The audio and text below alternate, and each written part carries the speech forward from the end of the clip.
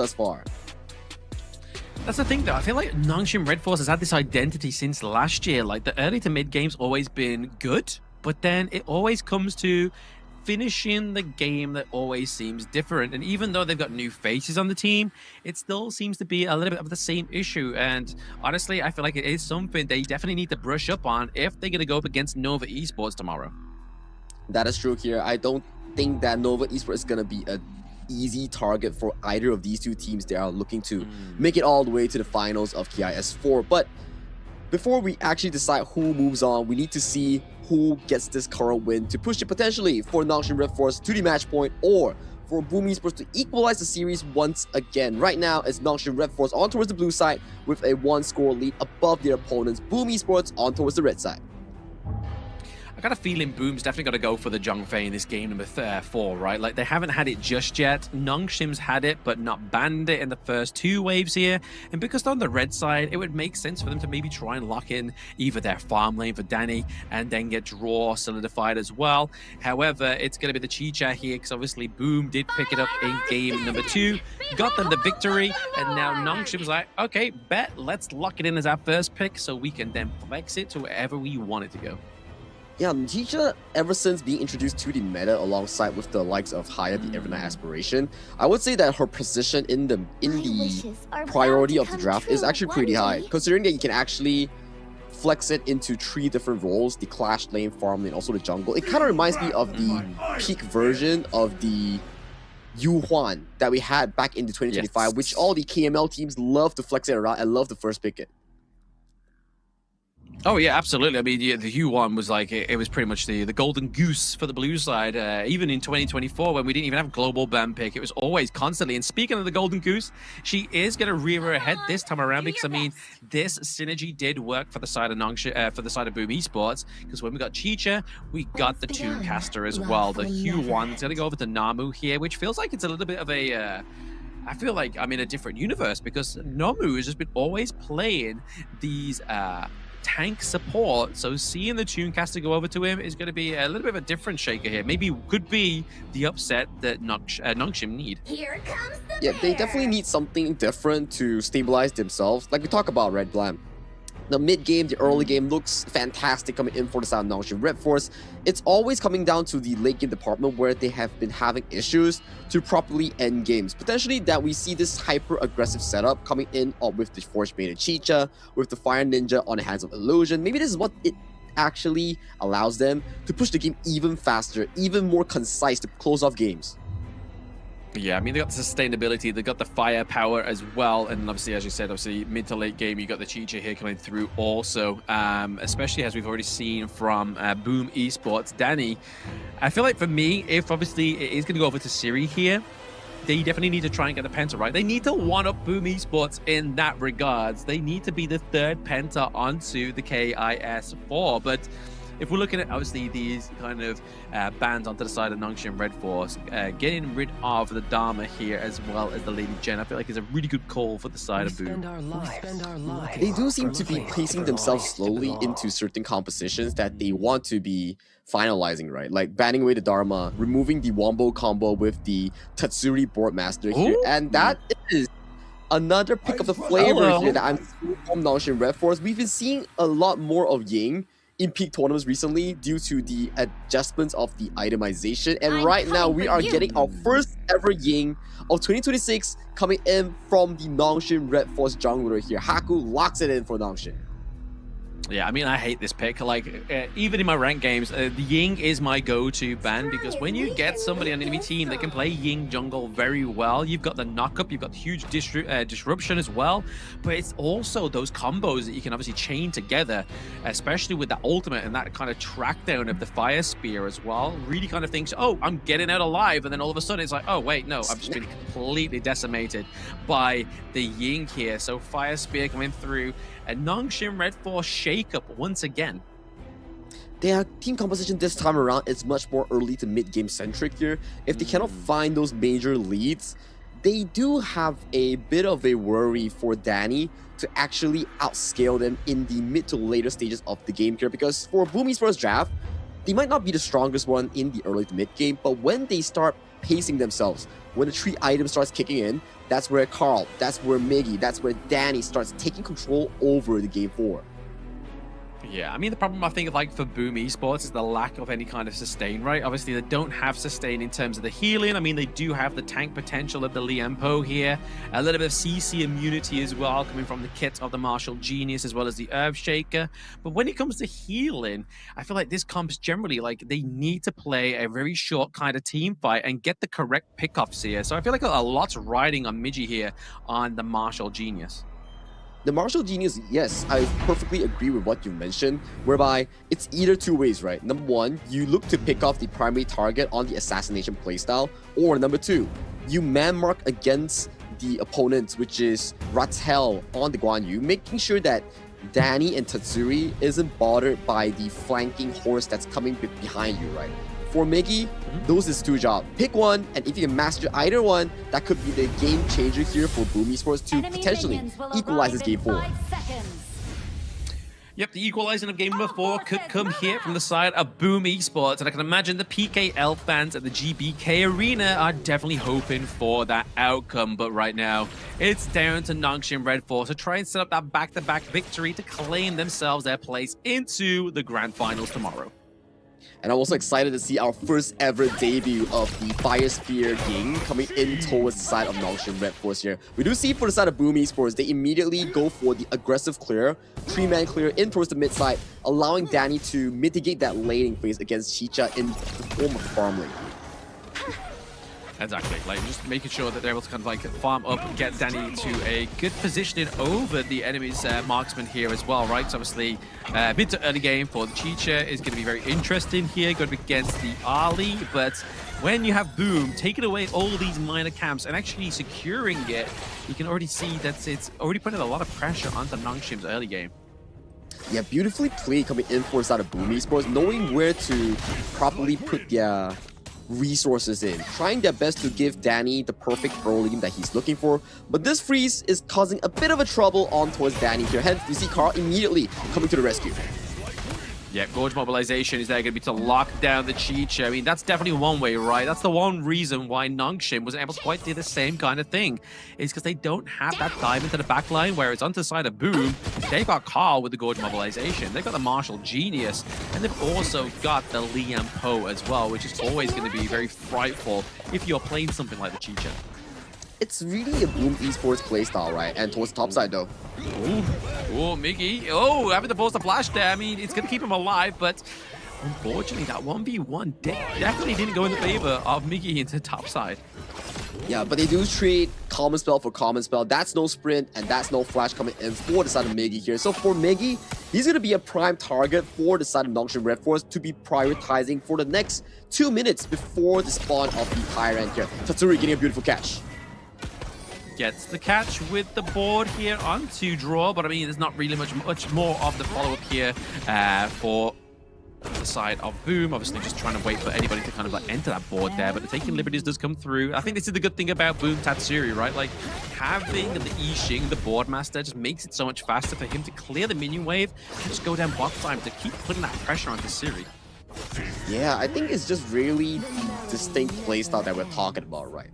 If it goes back to our conversation back in the pre-game draft, whereby, okay, Danny, not the strongest in the early game on towards the side of the early, but once he gets himself towards the 3-item power spike, which is what Boom Esports is looking for, then they unleash this side lane demon to potentially control the game tempo here. That's why you see so much resource coming in from Boom. Tatsuri, Carl kept on visiting bot side to make sure that Siri doesn't really win through the laning phase here. But top side 1v1, though, Miggy dominating that 1v1.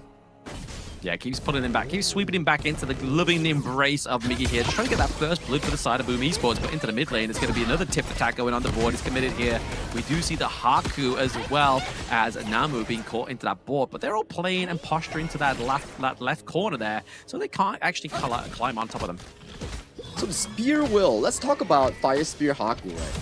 I feel like this hero, there are so many different playstyles. You have the first stack Spear Wheel where it gives you like an enhanced auto attack that gives you like healing. Second stack gives you like shield. The third stack gives you like this AoE range one that slaps in one straight line. So it's a very good finisher if you can go for like the good angle, right? You can sometimes hit towards the tower, you can sometimes like auto attack if there's no real targets there, but it connects at the very least in the one straight line. And right now we're looking at Tyrant going smoothly in the hands of NONGSHIM REDFORCE. Oh, there we go. They do get it off the side of NONGSHIM REDFORCE. The draw is just trying to kind of just like soak in and bring as much damage into his attention here. But it's actually going to be Siri that manages to aid the escape here as well. So nobody actually falling for first blood, but first Tyrant just goes to the side of NONGSHIM REDFORCE. Okay, we do get the fly spin with the knock up here, but it's going to be the invincibility from Tatsuri. But Illusion claims the kill onto the back line. Is lost, is behind enemy lines. Illusion may fall here. It's currently a sticky situation between those two turrets. Draw now. We have Danny here. He's pretty much all she wrote, but he's trying his darndest to get out alive. He's still running. He's throwing the Cajussans. He's literally on the run. He's alive. He perfected the Carl escape. Oh my goodness. Not only he stole a kill under broad daylight from the Boom mid laner, it also allowed NONGSHIM REDFORCE, Siri, and Namu to get that bottom tower. That is completely map dominance coming in for NONGSHIM REDFORCE. Tyrant kills towers, everything in their pockets with no repercussions from the side of Boom Esports. Pure finesse from Illusion though. Like the fact is he was able to go behind enemy lines, almost get a kill as well. Like that would have been pretty much the salt in the wound for Boom Esports. But now we are seeing that NONGSHIM REDFORCE have been able to kind of surmise around about 2.2k gold lead for themselves, which is really going to help them further their potential in this game number 3. Yeah, for now, it seems to be really much in control for NONGSHIM REDFORCE. Only one kill separates both teams, but take a look at the gold department here. Almost a 3,000 gold lead for NONGSHIM REDFORCE. Only at one kill here, every single turret in the favor of NONGSHIM. Usually we see turret for turret, 1-for-1 exchange, but due to the fact that Illusion stopped so much time, it really allowed for the side of Boom to lose so much resource in such a short duration. Yeah, I think you're right at picking that one up, right? Obviously, having a distraction is great, but the fact is the distraction got out alive, which is also like an even bigger beneficiary of being a distraction here. And Illusion is waiting in the wing, maybe trying to get the potential pickup here, but you can see Siri slowly tormented. It's the catch there we was talking about literally moments ago. Draw does fall. The CC immunity is what makes Nampo so special, but if you can't click even a button because of the CC crowd control chain coming in for it's not Illusions, Ryu Engine combo, coming in from Namu's perfectly timed stun, and Haku just chaining you with the ultimate stun here, that's so difficult. Oh yeah, very difficult. If you can't just click that, like I said, one singular button, just because there's just so much chain CC, it's a nightmare. It is very frustrating as well. But speaking of frustrations, that takedown of the T2 into the top bot side of the map here for the side of Boom Esports is definitely going to further the frustration. But the Constellation prize is going to be the first kill for the side of Boom in the form of Haku. Yeah, Haku did get completely destroyed by the mid-B burst there, so that's still an okay takeaway coming in for Boom Esports here. For me, I don't think we can actually say that, okay, NONGSHIM REDFORCE is in full control, because what have I been taught after watching 3 back-to-back games between NONGSHIM and Boom is that NONGSHIM controls early to mid, Boom comes back with a miracle team fight. That's what I learned.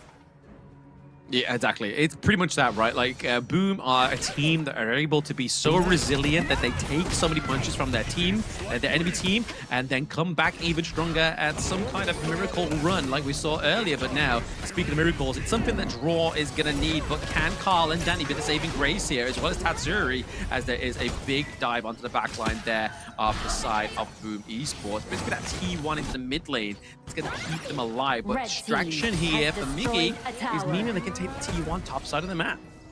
Good trade so far coming in for the side of Boom Esports. At the very least, they are looking for these answers in towards the side lane, getting more of these resources funneled into the pockets of Miggy, getting more of these resources funneled into the pockets of Danny, so that they can prep themselves better going into the 10th minute team fight here. Because if we look in terms of scaling, it still looks pretty 50-50 and slightly in favor for Boom Esports at the point of if, let's say, the gold deficit doesn't go out of control. Tyrant has been defeated.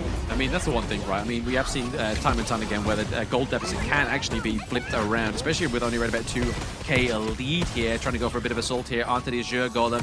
Gets taken there by Illusion as well. So Carl, you can do without that Azure Golem, which is going to be a bit of a troublesome situation here for them. I feel like the saving grace is going to be the clear out of this minion wave into the mid lane here, just to make sure that T1 doesn't fall. Yeah, Tatsuri has been really consistent thus far in allowing the clear with the Taken's Liberty. So at the very least, as long as Tatsuri is still up and available, that mid tower is not going down that easily for the side of Boom Esports Tier 1. And slowly but surely, we're working our way to 3 items here. Carl already completing that Doomsday, working himself potentially going for that 3rd item, and for Danny, he's looking for that Daybreaker as his 3rd as well. So slowly but surely, maybe Boom Esports can find a chance in that mid game. But as well, we do see the gold lead being exponentially enlarged by the side of NONGSHIM as the game goes by. Yeah, there's definitely a Fisher being kind of splintered here from both of these two teams. That poke from the Chicha is crazy. Already so much damage, but I mean, this is what happens when you have lack of sustain, a lot of squishy heroes onto the side of Boom Esports, but it also allows Illusion to completely skip the Venomous Staff and go for lifesteal as well, right? That's going to be a lot more of a saving grace here for him and keep himself alive, which has already been doing it so much by that insatiable poke. And the mid tower does fall with the sign of the 10-minute shadow objective spawn here. And we do see NONGSHIM REDFORCE positioning themselves aggressively in towards this bottom river. Take a look at Ratel coming in for the flank.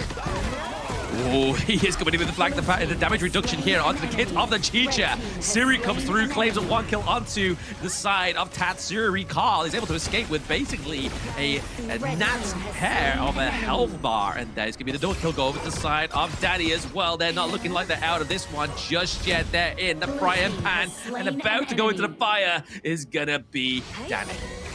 Yeah, 2 for 2 exchange equalized coming in for both teams here. It was looking good for NONGSHIM REDFORCE with Ratel finding a very beautiful flank, but Miggy and Danny did light work in towards the side lane, picking up Ratel, picking up Illusion, equalizing the kill score here. But look at the objective take here. It's looking really good for NONGSHIM REDFORCE. They did secure the Shadow Tyrant after that play.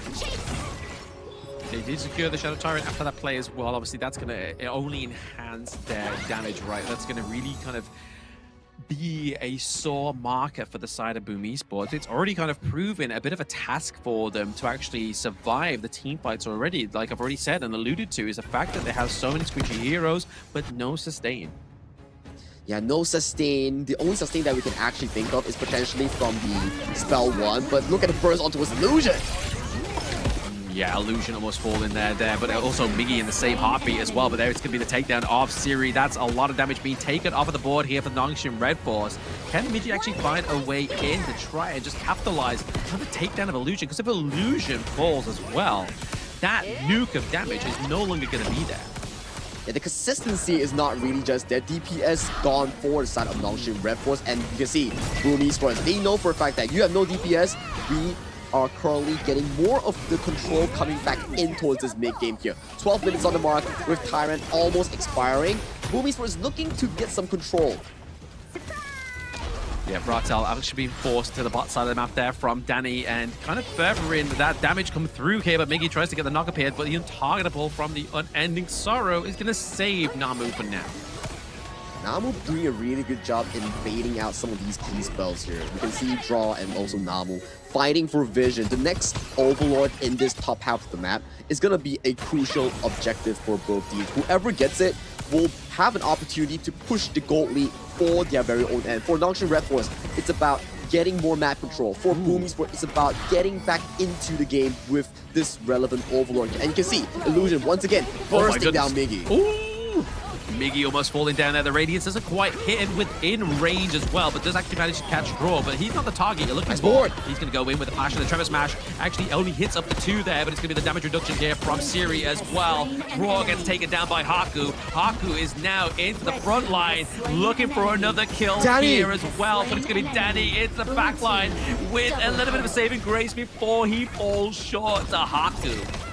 The spearhead coming in for NONGSHIM REDFORCE is in the form of Haku here. Siri got chunked extremely low, but Haku with the Fire Spear, consistently utilizing the spell refreshes and consistently getting the DPS down here. But Danny with a very beautiful play, getting the first kill on towards Ratel immediately, swapping the Paracel, going in for the deep dive, getting a neutralized 2 for 2 in favor for none of these teams right now. It's looking very equal for both of these squads. It's really down to, does Danny get the proper position, or does Haku find the perfect assassination?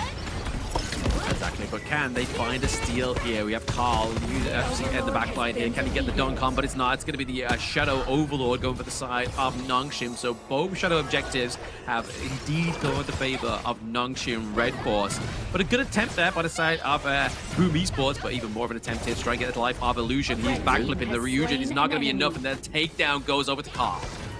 This does open up the Shadow Tyrant in towards the bottom side for Boom Esports potential taking here. We do see 4v4 in towards this bottom river. Both teams are fighting for control. NONGSHIM REDFORCE does not want to allow Boom Esports near this potential Shadow objective.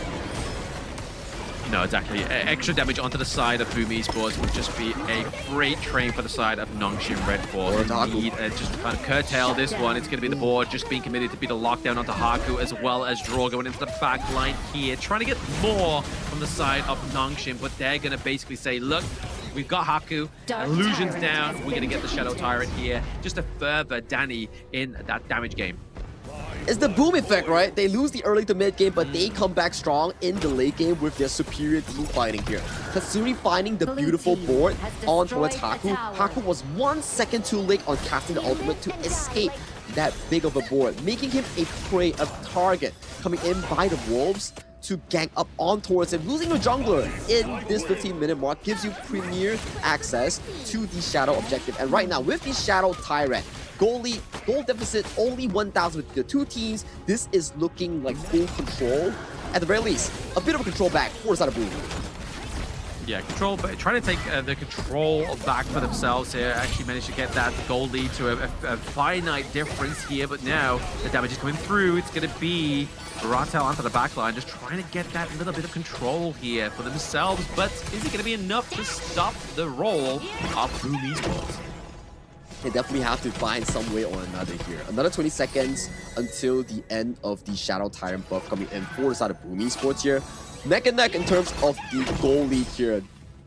No goal lead for any of these teams. We will be looking for a big fight happening around the top side of the river, potentially introducing the Shadow over as the premier objective for both of these squads.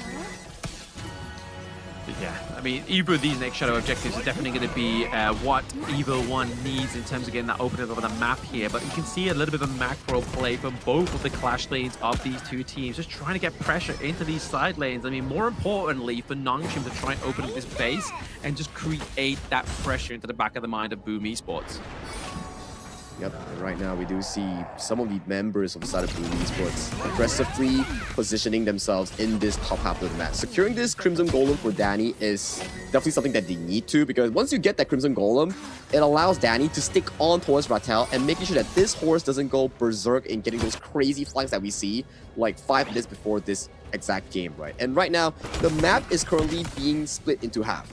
Every single moment that we pan on towards the screen, it's Boom Esports member covering the bot side, and its NONGSHIM members covering the top side. Both teams preparing for the upcoming objective, which is 15 seconds in the Shadow Oval. Yeah, trying to go for a bit of a mirror play and see which one comes out best is what both of these two teams are doing right now. But Danny's actually found himself at that T2 tower right now, down to the bot side of the map. And unfortunately, the minions do get taken out just there. And Danny needs to be in that mid lane because they're just setting up that Shadow Overlord here for the side of NONGSHIM REDFORCE. That's a spike nail and also the ultimate coming here, committed by side of Siri. But look at Engage. Yeah, double knock up here from Illusion, but is that going to be enough damage here coming now through for Haku? It's going to be a very tremendous Tremor Smash come through as well. Tatsuri just looking for the backline, or at least looking to take some liberties and some punches onto the side of NONGSHIM. But NONGSHIM and Boom both get out alive. But is this going to be a potential start for the Shadow Overlord? I feel like if Boom go for this, it could be debated. It could be stolen here by Haku. Could potentially be the case, right? We need to see the Smite War that's going to be unfolded between these two teams here. And so far, Haku doesn't seem to be anywhere near this objective. And this Shadow Overlord, before the Tempest Dragon, goes in smoothly to the pockets of Boom Esports. Yeah, no, we saw there that Draw did a fantastic job at keeping away NONGSHIM REDFORCE at that Shadow Overlord here, but now it does mean that NONGSHIM are able to get that extra little bit of damage come through for themselves here now in the form of the Tyrant, which they need to perfect here, especially when the Tempest Dragon is on the cards within the next minute and 15 seconds.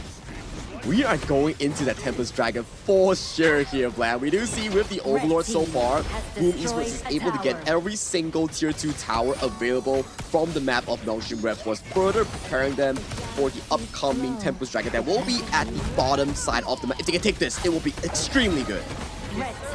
Yeah, very good at creating pressure, obviously onto the opposite side of the map where that Tempest Dragon is going to be spawned there, Sagi, but now it's all for NONGSHIM to make a good defense and maybe even get a push out from that crystal, because if they can't find a way out, it's going to be very oppressive here for the side of NONGSHIM REDFORCE if they are trying to get this third win on the board for themselves. But so far, it's looking like Boom may actually win this one. Yeah, with the top tier 3 takedown coming in for the side of Boom Esports, you gotta admit, this is not looking good for NONGSHIM REDFORCE at all. Rattel pops the ultimate. Rattel does pump the ultimate here at the moment, but okay, they do actually get the Sage Sanctuary just on that last moment of time there. It's going to be the saving grace, but maybe the potential takedown here as well.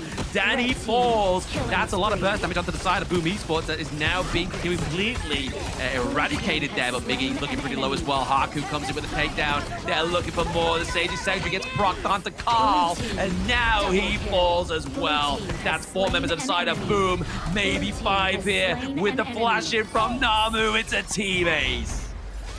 They make it happen here, off with a good start coming in from Rattel's engage, and then we see Haku consistently dishing out that DPS with no Danny available coming in for the side of Boom Esports. They are just 4 members with no consistent damage, and with that, NONGSHIM REDFORCE takes down Boom Esports, and they are at match point.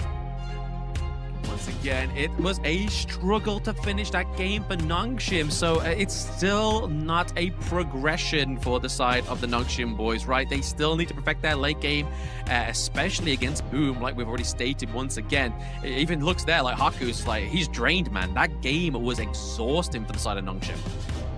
It was. It goes back to the thing that we talk about, right? Very good control from the early mid game coming in for the side of NONGSHIM REDFORCE, but every single time when it approaches to the late game, Boom Esports manages to find the comeback in terms of those team fights, and then formulating that lead that NONGSHIM REDFORCE originally had in towards the pockets back into Boom Esports. And like you see on the hands of Haku, is like, man, this is a very tiring series, and I can't wait for it to be finally over.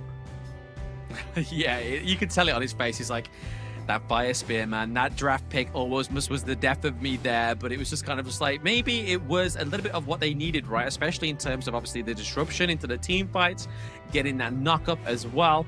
But it was just kind of like, they are trying to run some kind of experimental drafts here, especially with the Loara, especially with the Ying as well. But it was the battle of initiation. It is correct. Down below here, the NONGSHIM REDFORCE wins the execution and secures the match point here, just because it was all about the initiation. It was. It really boiled down to that 20th minute mark, although we didn't get to see the Tempest Dragon tussle between the two teams, but we still managed to see a all-out 5v5 team fight at the top side of the map, which the first person to really suffer from that uneventful death was, unfortunately, Danny coming in from Boom Esports. Once you lose your mid to late game single damage source coming in for the side of Boom, he was the only DPS. Then you start to see NONGSHIM REDFORCE, no one actually went down in that final team fight. It was just Haku being slightly low, Siri being slightly low, but never a single person down at all. But for the side of Boom Esports, once Danny is down, you start to see the damage being dwindled down. There's no consistent DPS to take down anymore. Yeah, exactly. As soon as you eradicate the Danny, it's a very difficult. Obviously, you do get a little bit of that magic damage come from to the side of Tatsuri there, and obviously with the unhit build of the Agudo, there could have been potential for the Furball as well as Agudo to deal that damage, and you can see there with 97k, it was the third top damage source of the side of Boom Esports. Impressively though, that Tatsuri was running away with 151k. Oh yeah, he's doing a lot of damage with those taken liberties and boards, but check out how much damage Carl actually typed. Close to 200,000 on a Agudo here. That is a pretty nuts of a statistics, I would say.